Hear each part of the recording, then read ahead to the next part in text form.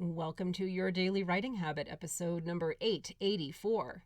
If you are writing a book or thinking about it, or maybe you've started writing a book but you need some help getting it done, you are in the right place. Good morning. Happy Thursday, everyone. I'm your host, Christine Whitmarsh. If you're looking for me online, look for Christine Inc., like that stuff we write with.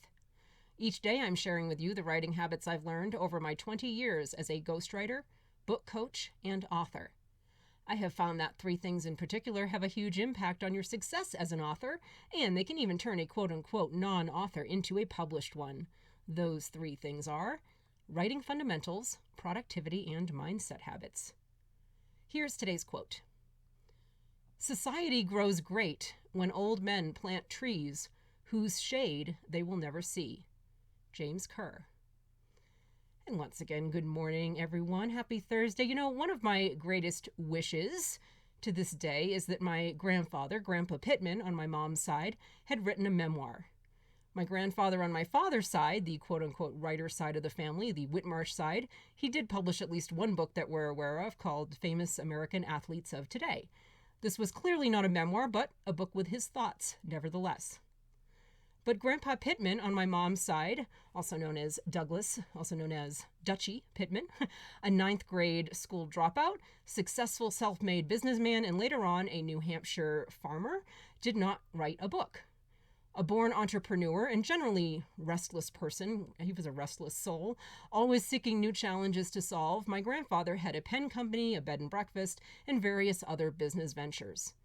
But the one that put that side of the family on the map was Pitco Fryolator, the restaurant equipment company run by the Pittman brothers. Now, a restaurant equipment company might not sound nearly as glamorous as founding, say, Apple or Microsoft or IBM or Ford, yet it did make a notable contribution to America, specifically to the food we eat. That contribution is a widely used invention that most of us have likely seen in our lifetimes, the Pitco Fryolator. That would be the French fry machine that you see in fast food restaurants. You know, the one that has the wire basket that drains all the oil off the French fries and fried chicken and fried fish, anything fried, you know, that little basket thing. My great uncle invented that. And my mom actually still has the original patent. So great uncle Arthur, my grandfather, and all the other Pittman brothers, and my great grandfather, J.C. Pittman, they ran Pitco.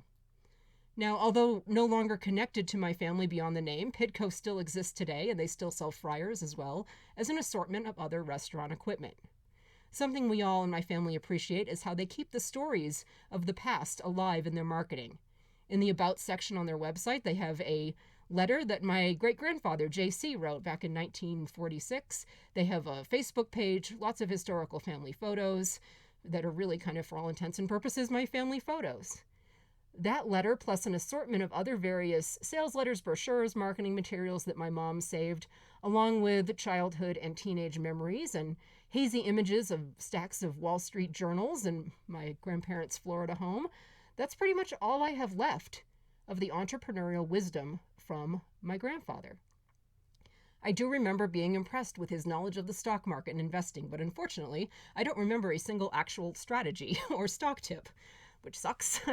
I remember being impressed with the man overall, but unfortunately the details of that impression have faded with time. Even more unfortunate is that by the time I started my own business, at the age of 30, my grandfather was long gone.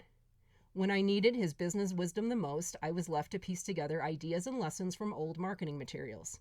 And don't get me wrong, these were quite valuable, and I'm glad my mom saved them. But I sometimes wonder how my entrepreneurial journey might have played out differently if my grandfather had actually written a book sharing even more of what he knew, his story and his lessons in his own words. Especially in light of my own curvy, tumultuous business journey, I can't help but think of how his advice might have helped me. I wonder how many others his stories and lessons might have helped as well, a ninth grade dropout turned business success story. How would the shape of my life journey have shifted, even a little, if my grandfather had written a memoir? Unfortunately, I'll never know. So there you have it. That's one of my personal and most poignant why reasons behind my passion for helping people write their memoirs. My mission is business, and it's also personal. So whom from your past do you wish had left a book behind?